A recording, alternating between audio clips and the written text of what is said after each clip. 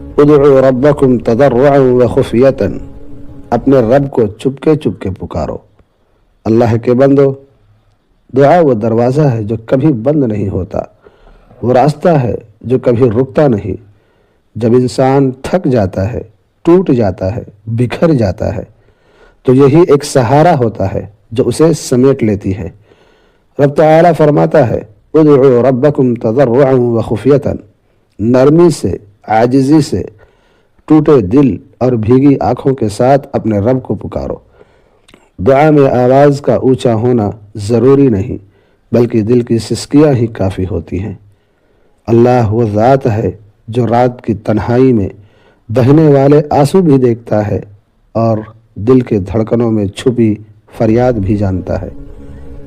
اللہ کے بندو، اپنے رب کو یوں پکارو جیسے کوئی بچہ اپنی ماں کو پکار رہا ہو۔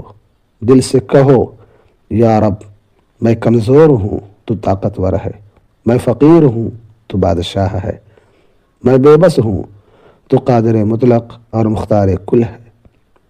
یقین رکھو، دعا کبھی خالی نہیں جاتی، یا تو مصیبتوں کا راستہ بدل دیتی ہے یا دل میں سکون اتار دیتی ہے، اور یہ سب اس رحیم رب کا کرم ہے جو چپکے سے مانگی ہوئی دعاؤں کو بھی خوب سنتا ہے۔